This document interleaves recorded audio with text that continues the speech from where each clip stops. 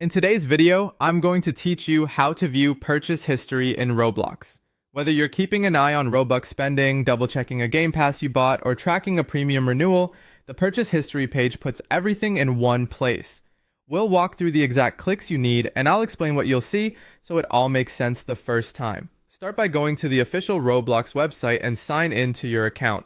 Make sure you're on the correct account you want to review, especially if you use more than one.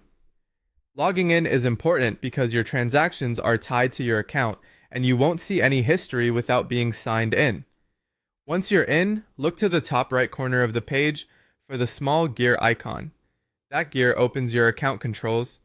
Click it, then choose Settings from the menu that appears. This takes you to your account's main settings area where all of the personal, privacy, and payment options live. Inside Settings, find and open the Billing section. Billing is where Roblox keeps everything related to payments and subscriptions for your account. Clicking it will load a page dedicated to your financial activity, which is exactly where we need to be. On the billing page, click the button labeled View My Transactions. This is the doorway to your complete purchase history. After you select it, you'll land on a detailed list of your account activity. Here, you'll see Robux purchases, in-game purchases like game passes or avatar items, and premium subscription charges. Each entry shows the date and the amount, so you can confirm exactly what was bought and when it happened. Transactions are typically listed with the most recent at the top, making it easy to review your latest activity first. Take a moment to scan the descriptions next to each charge.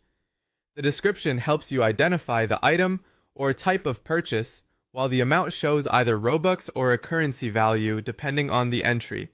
If your history is long, just scroll through at your own pace. It can help to compare the dates you see here with any personal notes or receipts you keep, so everything lines up clearly.